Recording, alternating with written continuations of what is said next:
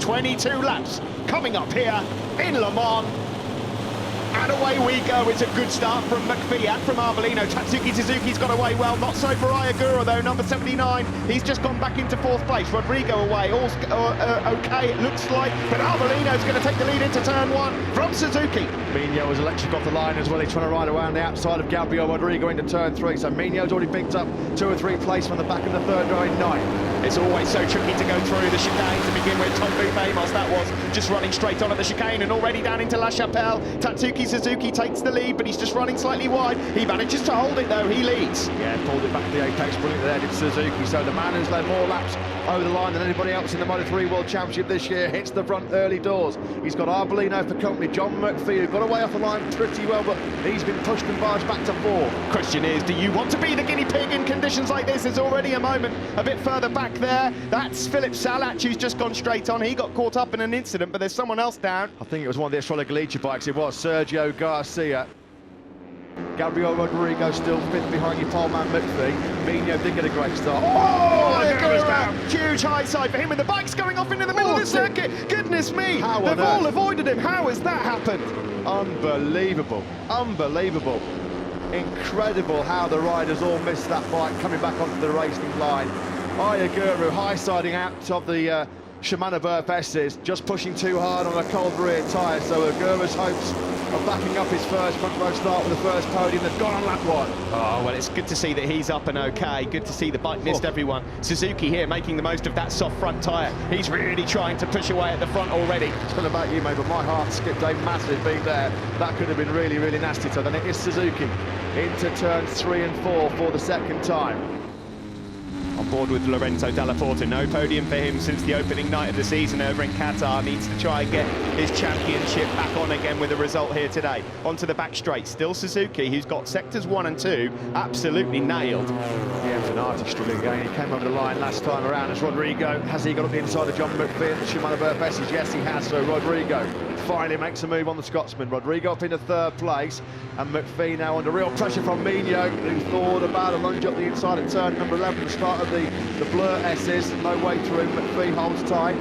On a day like today, really important in races like this to try and get over the line in first and stay in the leading group. The reason I say that is this could be stopped if it rains. So if we get to 3/4 distance and you're across the line first, you're in a really, really good position.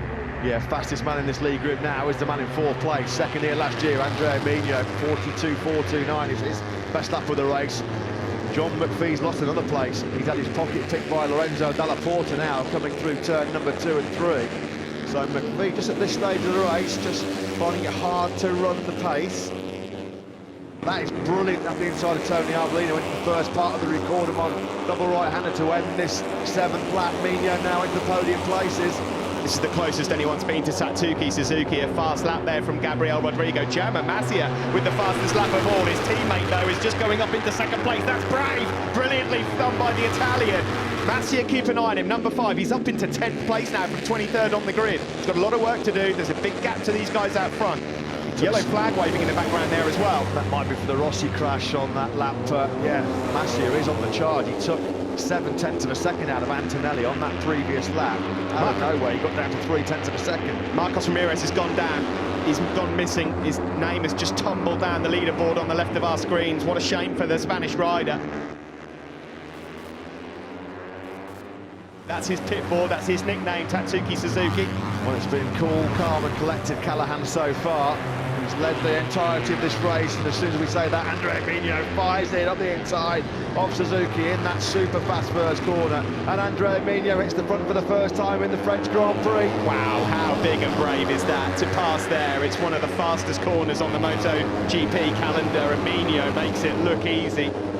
Fantastic job from the Italian on the KTMs.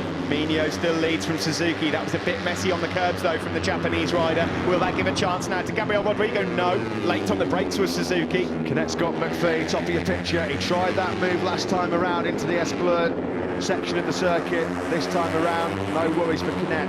Got himself up now inside that top 6. McPhee now at the back of this lead group. Brilliant from Tatsuki Suzuki. He lined that up a long way back and just sees the door wide open and snatches through. Suzuki retakes the lead here in France ahead of Minio.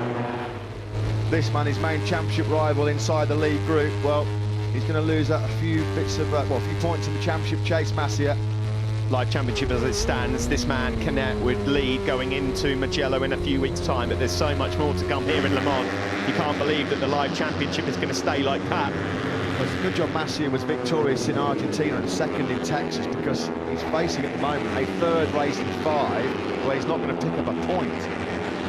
Yeah, that's not good, is it? Not a great start to the season if it ends up like that. Mino's just picked off Rodrigo into turn 11. Nice move from the KTM rider.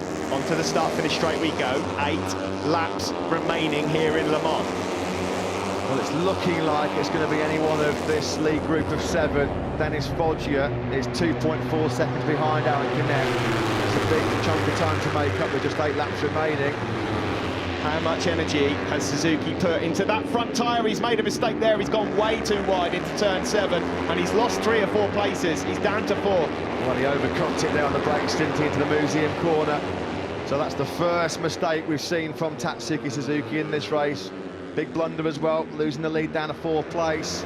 Is he just hitting a little bit of grip problems with that soft front tyre choice?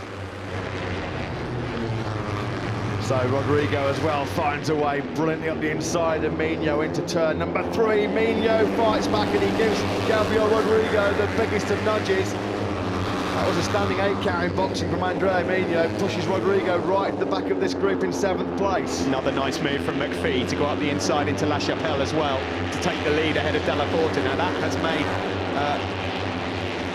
way for Suzuki to go back into 3rd place ahead of Mino, who just had that moment.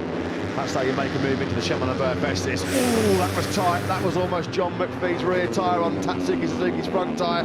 Suzuki got his composure bang on though. He takes the lead back coming into the Blur S's. He's had an awesome race, hasn't he, Tatsuki Suzuki? I thought he might be done a moment ago with that front tyre and that mistake into turn 7, but he's regained composure. He leads again. There are now 6 laps remaining in this race. Della Porta though, Suzuki in the blink of an eye with the slipstream down the long straight has lost the lead and dropped behind Della Porta and McPhee. We are past 3 quarters of distance. Suzuki's gone down, and so is Arbolino. Oh, disaster for the pair of the Honda riders who were both in contention for big results here. Can you believe it? A fortnight ago, the 658 Squadra Corsa team was celebrating an emotional 1-2.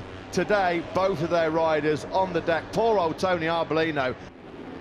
This is going to be some final lap coming up here. They're all getting closer. We've got 12 riders, all within about a second of each other here, as we approach Racordemont, turns 13 and 14, and Masia almost goes down on contact with his teammate. That's not going to go down too well, is it? A bit of friendly fire there. That's allowed Gabriel Rodrigo to come through. Now, Jaume Masia may well have just wrecked his teammates' hopes of a podium there. It could be just down to these 4 now. Can Canet get in the mix as Della Porta goes up the inside? Oh, McPhee's in a sandwich there. Toba on one side, Della Porta on the other. Della Porta goes through. McPhee looks for the inside line. Settles for second for now. Canet just can't quite get close enough to force the issue onside the top 3. Closes up though, brilliant rhythm. Brilliant corner speed through turns 2 and 3 there for Canet. Oh, he thought about a move up the inside there, audacious, wasn't it, from Canet into La Chapelle, but for now he'll just bide his time. There's a launch coming from Canet here, but also from Toba as well, and Rodrigo in 5th. Can he close this gap for a podium? Into the museum corner for the final time. Lorenzo Della Porta still has the lead, under immense pressure from McPhee, from Toba, from Canet. Crucial World Championship points at stake here for Aaron Canet, the World Championship leader. Oh, Della Porta was on the curbs there. I'm surprised he held on to his lead into Garage Vert, turn 8, and now onto the back straight. It's Slipstream City now on the back straight as we head into turns 9 and 10. Surely there's a move coming here on Della Porta. If you lead into the final sector, you've got a chance. John McPhee's launching up the inside, so is Kate Toba. It's McPhee, though, that leads going into turns number 9. Just 4 corners left then for the pole man to hold on. He won for the first time in his career in Brno back in 2016, winless since then. Della Porta can't find a way back through, going into blue lenses. Contact between Canet and Toba. Oh, how have they both stayed up? I don't know. It's just down to these 2 then for the win. There's only 3 corners left, and now just to 2 right-handers. Oh, Canet's going to maybe just hold on to 3rd, but who will win here in France? It's the final corner. Out of the final turn we come. It's going to be McPhee from pole to win here in France with Delaporte to second and Canet third, and Johan Stigefeld and Razlan and the Petronas Sprinter team have themselves a victory.